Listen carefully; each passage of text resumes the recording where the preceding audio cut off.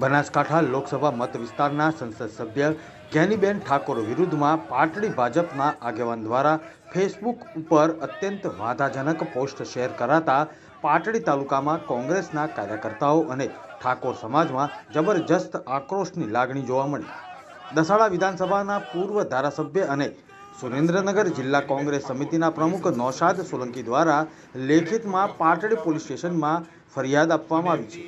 વિશાળ સંખ્યામાં કાર્યકર્તાઓ દ્વારા પાટડીના મુખ્ય ચોક ગાંધી ચોકમાં સૂત્રોચ્ચાર કરવામાં આવ્યા.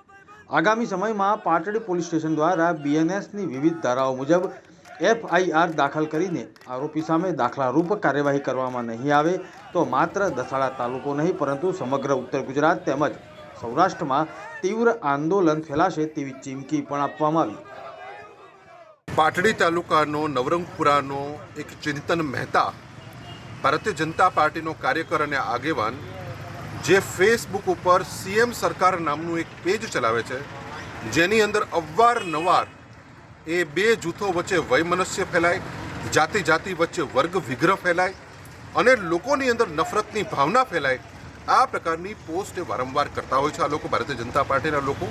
પરંતુ તાજેતરની અંદર જ ગુજરાતની બેન, બનાસની બેન એવી જ્ઞાનીબેન ઠાકોર, જે લોકોની સેવા કરવા માટે હંમેશા પ્રખ્યાત છે, આવા જ્ઞાનીબેન ઠાકોરની વિરુદ્ધમાં એમના ફોટા ઉપર ગદ્દારનો સિક્કો મારી અને એમનું અપમાન થાય, માનહાનિ થાય, હિન્દુઓ અને મુસ્લિમોની લાગણી ભડકાય, આવનાર સમયની અંદર પાટડી શહેરમાં અને અન્ય જગ્યાએ સુલે શાંતિનો ભંગ થાય, આ પ્રકારની હરકત એણે પોતાના પેજ ઉપર કરી છે. ત્યારે આજે અમારા આગેવાન નટુજીભાઈ ઠાકોર એમણે ગઈકાલે ફરિયાદ આપી, પરંતુ ગુજરાતની પોલીસ જ્યાં ભારતીય જનતા પાર્ટીનું નામ સાંભળે છે ત્યાં આ પોલીસ પંગુ બની જાય છે અને કદાચ અતિશયોક્તાભરા શબ્દો વાપરું તો નપુંસક બની જાય છે અને એની પર કાર્યવાહી કરવામાંથી ભાગતી ફરે છે.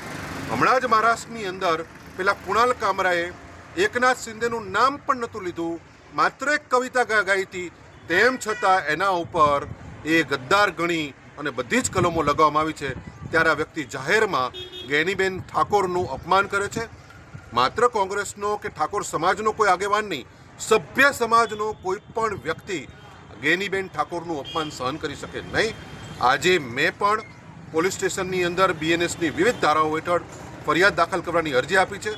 હવે જોવાનું છે ગુજરાત પોલીસને કે એ લોકો ફરિયાદ દાખલ કરે છે કે નહીં, તાત્કાલિક એના ઉપર પગલાં ભરે છે કે નહીં, કે પછી સુલે શાંતિનો ભંગ થાય, આવનાર સમયની અંદર સમાજમાં અરાજકતા ફેલાયની રાહ જોશે અને સમાજની અંદર નફરતના બીજ રોપાય, આ પ્રકારની પરિસ્થિતિની રાહ જોવા માંગે છે.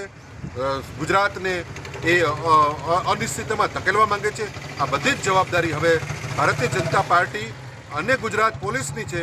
મને આશા અને વિશ્વાસ છે કે આ તંત્રની અંદર હજી પણ અમુક એવા અધિકારીઓ છે જેની કરોડરજ્જુ હજી પણ મજબૂત છે, જેણે ખાખી પહેરી છે, એણે સંવિધાનના સોગંદ લીધા છે કે કોઈ પણ વ્યક્તિ એ સંવિધાનની વિરુદ્ધમાં કાયદો કરશે, ચાહે રંક હોય કે રાજા હોય, એની વિરુદ્ધમાં કામ કરવા માટે, એની વિરુદ્ધમાં કાર્યવાહી કરવા માટે હજી પણ અમુક અધિકારીઓની કરોડરજ્જુ સલામત છે. મને વિશ્વાસ છે કે આ લોકો ચોક્કસ કાર્યવાહી કરશે. અન્યથા આવનાર સમયની અંદર જે કંઈ પરિસ્થિતિનું નિર્માણ થાય એની સંપૂર્ણ જવાબદારી ગુજરાત પોલીસની, પાટડી પોલીસની અને સુરેન્દ્રનગર જિલ્લા પોલીસની રહેશે.